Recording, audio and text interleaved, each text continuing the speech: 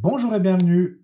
Aujourd'hui, ne vous inquiétez pas, ce n'est pas la Xème présentation de l'Ontario RAT 2. Non, c'est plus une confrontation avec son frère, cousin, ou je sais pas comment on peut définir ça, copie même. Hein. Ici, le Ganzo FB727S. Ouais, on peut presque dire que c'est une copie. Mais on va en discuter justement. Alors, le RAT 2, je vous le présente plus en fait. Hein. C'est un super petit couteau EDC discret avec une lame très très polyvalente qui fait 76 mm. Hein, avec ici une épaisseur de 2,4 mm. Un tranchant super bon. Hein. Vraiment, la lame est progressive en plus. C'est vraiment chouette. Il sait tout faire. Il sera à l'aise dans tout pour manger, couper, du carton. Enfin, ce qu'on demande à un petit EDC urbain finalement. En plus, il y a une super prise en main. Hein, malgré ses 104 mm de longueur. Donc c'est fermé, hein, j'entends. Donc c'est vraiment tout petit dans la poche. On passera au comparatif avec d'autres après, hein, pour que vous fassiez une idée. Une longueur ouverte de 178 mm et un poids de 79 grammes. Donc il est léger, il est sympa. Et voilà. Et à côté, on a son frère, cousin, copie si vous voulez, le Ganzo FB727S, S important parce que vous avez le 727 standard, qui est le concurrent du RAT 1, la version plus grande du RAT 2. Hein, bref. Ici, avec notre ami, je vais l'appeler Gonzo, c'est plus simple. Hein, avec notre ami Gonzo, en fait, on a un couteau qui est très identique, avec une lame un peu plus grande. Elle fait 78 mm de long. Elle a une épaisseur, c'est les chiffres donnés par les constructeurs, à peine moindre, avec 2,2 mm. La longueur du couteau fermé est à peine plus longue, avec 106 mm. Et la longueur du couteau ouvert aussi, on est à 184 mm. Le poids, identique, pour ainsi dire, 80 grammes. Alors, qu'est-ce qui est différencié encore? Eh bien, ce ne sera pas le système d'ouverture par tété, là, mais par contre, ils ont une conception un petit peu différente, étant donné que, on le voit tout de suite, hein, là c'est un Axis Lock, hyper fluide, honnêtement, puis là, c'est un Nyler Lock, oui, qui est très efficace, très simple aussi, hein. Après, c'est des questions de préférence, vous préférez l'un ou l'autre.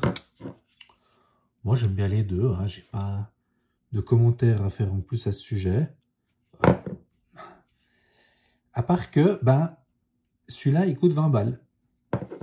Notre ami Gonzo coûte 20 balles, puis là, on a à 45.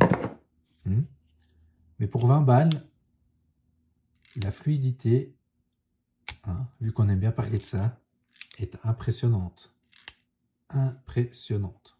Franchement. Il n'y a rien à dire. Alors, qu'est-ce qu'on peut dire de plus? Il y a un point qui est important, c'est la prise en main.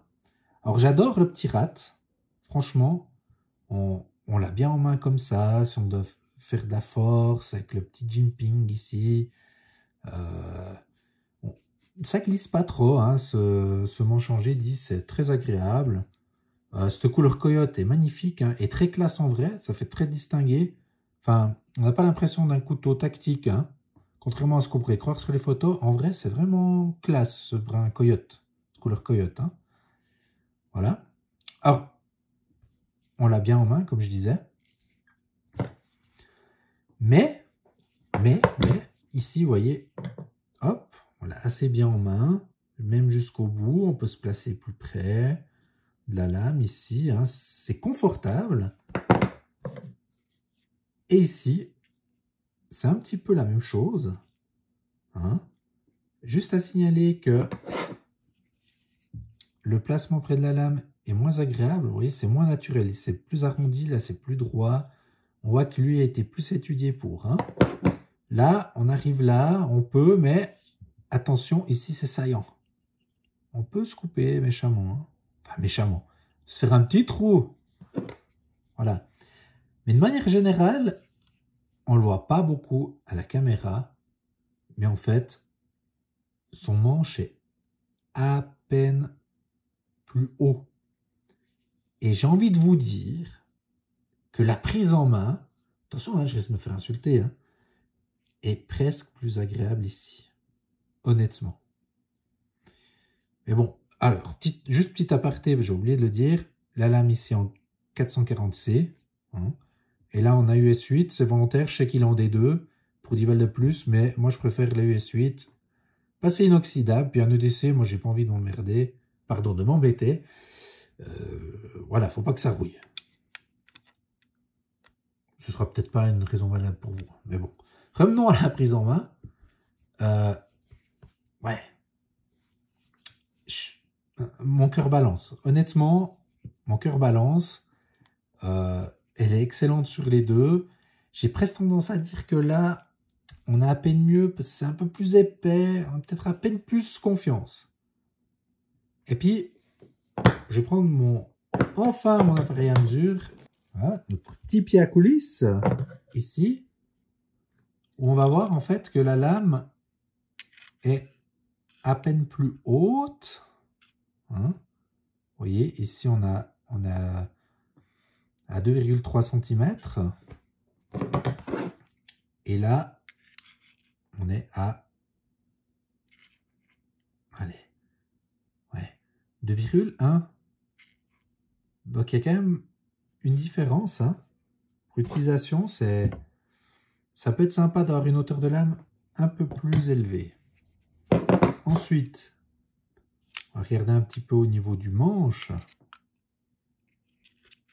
Voilà, je vais essayer de vous prendre la partie un petit peu la plus grande, j'ai envie de vous dire. Donc, on a 2,4 cm. Et là, 2,3. C'est pas grand chose, mais dans la prise en main, ça se sent. Ça se sent. Voilà, l'épaisseur. Ici, on est... Ouais, on n'a pas grand chose, hein, vous voyez. Et là, on est plus ou moins au même. Là, il n'y a pas grand chose en épaisseur pure. Par contre, et ça peut jouer un rôle dans la poche, hein, suivant si vous cherchez la compacité ou pas. Ça se dit compacité, je sais pas, c'est pas grave. Mais que ce soit compact, quoi. Là, ici, en cherchant l'épaisseur fermée, on est à peu près à 2,7 cm. Et là, j'essaie de prendre le bord le plus grand, hein, le bout le plus grand. Vous voyez, 3,1, 3,2. C'est dur d'être précis, hein, mais on a quand même un demi-centimètre de plus hein, en largeur fermée. Donc, c'est pas négligeable, hein, suivant comment. C'est vraiment pas négligeable. Je crois qu'on est bon pour les mesures. Que vous dire de plus? Alors, les clips ceinture. Alors, de base, notre clip ceinture caractéristique qui perd la peinture hein, très rapidement, il est placé ici, d'ailleurs, on voit. Hein. Moi, je trouve pas ça très agréable en main, honnêtement. C'est pour ça que je l'ai mis d'autre côté. Après, ben, vu qu'il est même pas en cachet, peut-être qu'à terme, j'enlèverai parce que finalement, ce ne sera pas grand-chose. Peut-être que ça apporte un peu de grippe finalement. Hein. Ici, je testerai. Ça, j'ai pas testé très honnêtement. Après, bon, voilà. Le clip vaut ce qu'il vaut. Il est hyper dur. C'est pas... Ouais. Pas top à mon sens. Sur le Ganzo, il n'est pas beaucoup plus smooth. J'ai envie de vous dire. Pas plus discret non plus. Lui, par contre, oui, il est juste réversible de sens. Mais pas nord-sud, j'ai envie de vous dire. Je dis que là, c'est le sens plus nord-sud. Ensuite, après, au niveau de la construction interne, Ici, on voit qu'on n'a pas d'ajourement hein, dedans. Il dit que là, on a de l'ajourement. Je pense que c'était pour arriver à un poids identique. Sinon, au niveau de la construction, on a, j'ai envie de vous dire, ouais, que 2 rivets ici. Ouais, l'axis lock, ouais, ici, avec, on arrive à quelque chose qui va fortifier le tout, j'ai envie de vous dire. Mais là, de toute façon, vous voyez, c'est hyper solide. Vous pouvez toutes vos forces, il ne va pas se plier. Hein. C'est aussi le cas ici sur le rat, qui lui a plus de 1, 2, 3, 4. On a quand même plus. Mais ça ne change rien en pratique, finalement.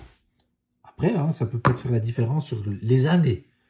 Mais on est vraiment sur des couteaux utilitaires. Voilà, je ne sais pas si ça a grand sens de prendre ça en compte.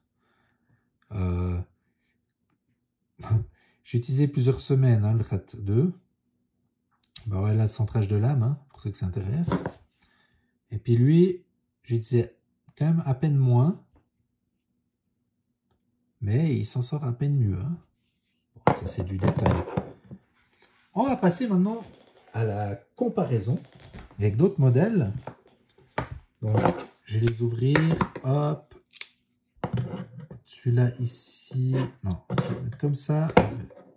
La perspective sera plus juste. Hein. C'est difficile d'avoir une bonne perspective à la caméra quand on est penché.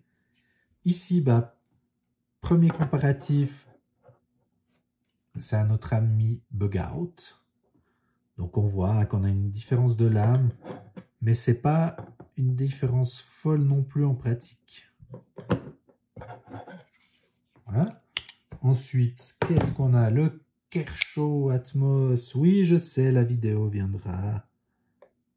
Vous voyez, on est pas mal aussi, j'ai envie de vous dire. On a du manche, voilà. Ensuite, on a mon petit chouchou actuel, le Spyderco Astuts.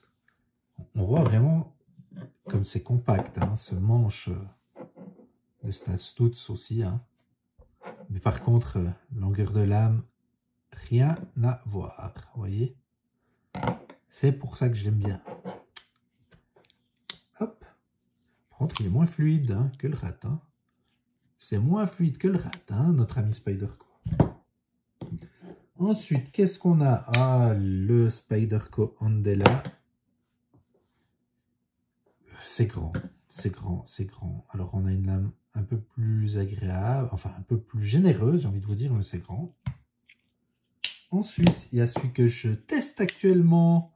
C'est notre ami Bird Harrier 2, qui est somme toute aussi pas mal.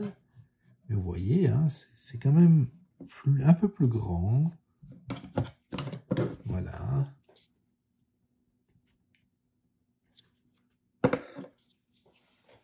C'est d'accélérer, hein, c'est un peu mou ces comparaisons, mais c'est quand même chouette, je pense, pour faire une idée. Ici, bon, bah, je pense délicat, rat, il y a assez de comparatifs sur le net, mais on voit encore une fois que on est un petit peu sur la même taille de couteau et de lame. Non, parce que la lame de celui-là, le tranchant final est presque 1 cm plus petit hein, sur le délicat 4. Ensuite, on a notre ami Paramilitary 3 Lightweight, qui a aussi une lame en pratique bien plus petite. Hein. Juste à peine trop petite, malheureusement. Je trouve. Ensuite, le dosier. Le dosier ici. Vous savez ce que j'en pensais. Ce que j'en pense, pardon. Puis si vous ne savez pas, vous irez voir la vidéo. Qui est un petit peu longue. Ensuite, ah bah, j'ai un autre Ganzo ici. Hein, c'est quel modèle ça déjà? Je n'ai jamais trop utilisé celui-là, le FH11S en D2. Mais qui est pas mal. Hein. Ouh là là là. Qui a une bonne fluidité, qui a un petit flipper, qui a un port assez discret. Celui-là, il est cool aussi comme petit couteau de poche. Je vous le présenterai peut-être un jour. Enfin, on peut se rendre compte ici de la différence de taille de lame. Hop là.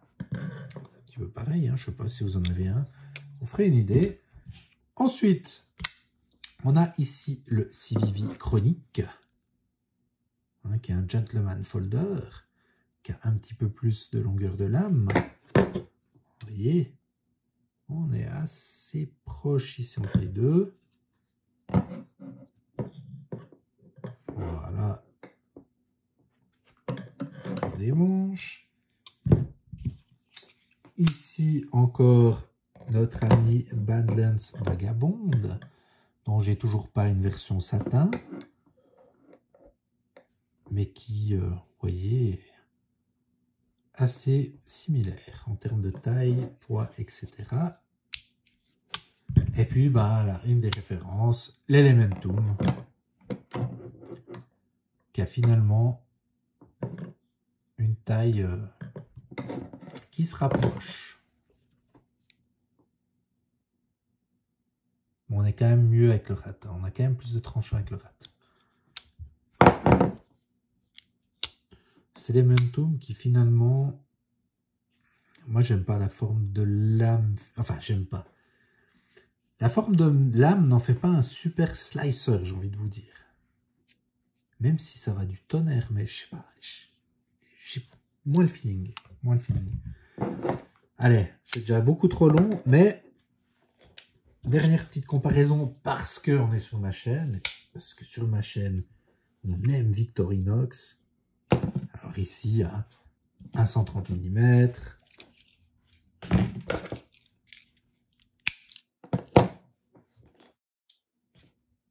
Un 111.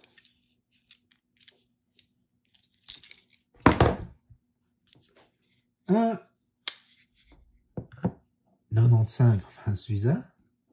Oui, ça se rapproche assez, hein. On est pas mal là avec le Suiza. Quand ils auront fiabilisé, ce sera des trucs vraiment, des alternatives vraiment chouettes. 1,91 mm. Ouais, c'est bon, je sais. On va finir. 1,93. Et pour terminer, la bête, Hunter Pro. Voilà. Je crois que j'ai déjà beaucoup trop parlé. Ah, mais dernière chose, ouais, je sais, j'ai plus fait trop de comparatifs Victorinox ces derniers temps. Enfin voilà. Bientôt, je vais vous présenter ce truc.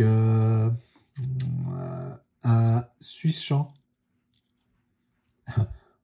On verra avec le vrai, hein, ce que ça vaut, avec le vrai à côté. Voilà. Alors, les amis, que vous dire pour conclure? C'est très compliqué. C'est deux couteaux superbes. Ce qu'il faut prendre en compte, c'est que lui, il coûte plus de 2 fois moins cher. D'ailleurs, j'ai pris une couleur qui n'existe pas sur le rat. Parce que, justement, il coûte 2 fois moins cher, mais c'est quand même, entre guillemets, une copie. Enfin, c'est clairement hyper inspiré, hein. On ne peut pas dire le contraire. Ils ont la même forme. Mais bon, on n'a pas le même système de blocage. Il a à peine plus mastoc. Ouais, je sais pas quoi vous dire, honnêtement. La copie, c'est pas cool. Après, au bout d'un moment, j'ai envie de vous dire, quand on donne le bâton pour se faire taper, bah ça arrive. Hein. Quand on fait produire ailleurs, bah faut pas s'étonner que on finisse par nous piquer notre technologie. Je ne fais aucune analogie avec l'horlogerie suisse, bien sûr. Enfin voilà. Alors oui, vous allez me dire, ah, mais c'est à Taïwan, c'est pas en Chine, Taïwan. Ouais, ok, c'est pas en Chine, Taïwan. Si vous voulez. Mais je dis ça de manière générale. Je vous ai teasé un petit peu ça là avant. Alors, ouais, pour faire un couteau suisse, c'est des procédures peut-être un petit peu, des procédés de fabrication, pardon, je vais arriver, peut-être un petit peu plus complexe que de faire un couteau. Entendez-moi bien. Ce que je veux dire par là, c'est qu'il y a plus d'étapes, puis il y a peut-être plus d'étapes à maîtriser. C'est pour ça qu'ils font de la dope pareil.